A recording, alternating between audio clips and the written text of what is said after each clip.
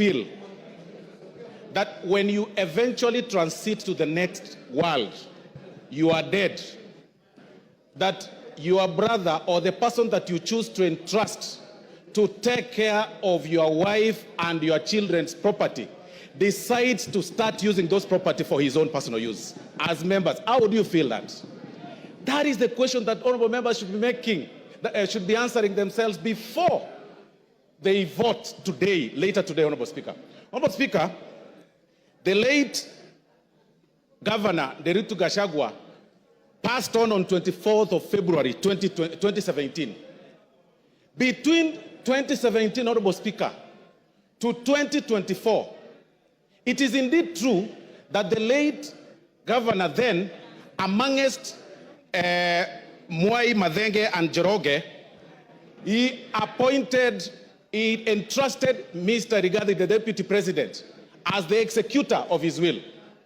But, Honorable Speaker, between 2017 and 2024, the property that, and this is, Honorable Speaker, is in the documents that Mwengi Mutusa has shared, Honorable Mwengi Mutusa has shared with us and tabled in this House, that between 2017 and 2024, he's been able to alter or tamper with those companies, make himself directors in some of those companies, transfer some of those properties to himself, disinherit some of the beneficiaries, the kids of the late, and put them to himself. And then one particular case, Honorable Speaker, is the Olive Garden Realtors, Honorable Speaker, that was actually altered on 2nd of March 2022, using the position of power to his own advantage, Honorable Speaker.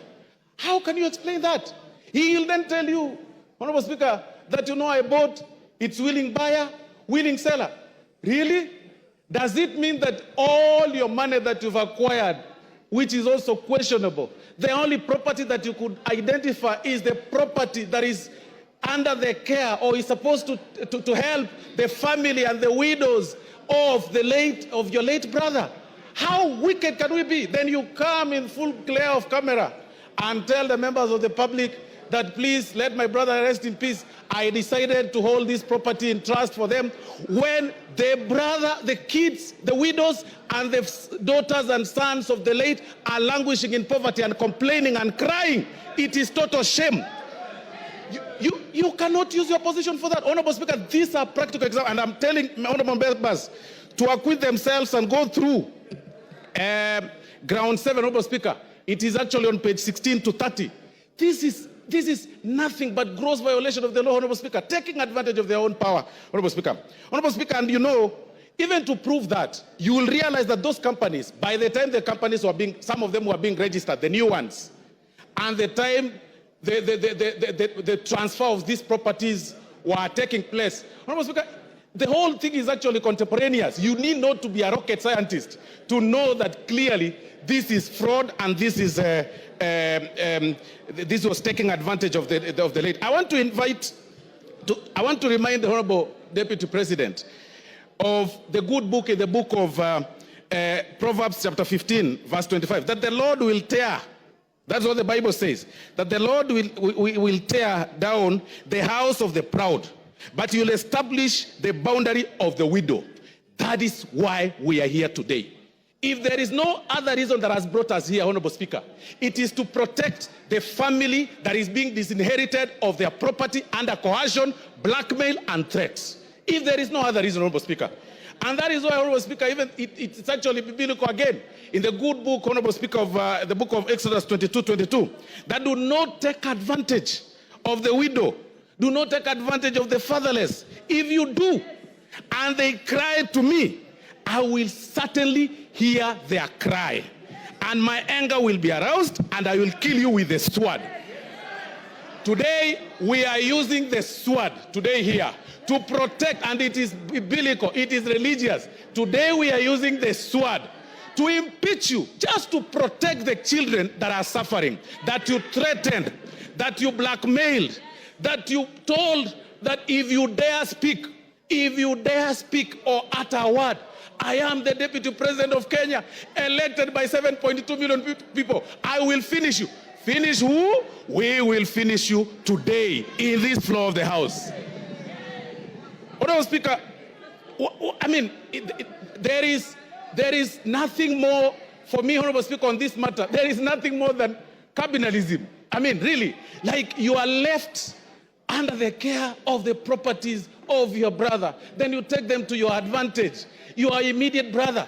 Then on TV you tell us that, you know, in the will, my brother gave me, and then he gave my wife, then he gave my sons. What about his children? What about his widows? What about his sons? What about, how proudly can you say that you are only enjoying the property of your brother? For that reason alone, Honorable Speaker, we say Gachagua must go. If there is no other reason, today, Gachagua must go.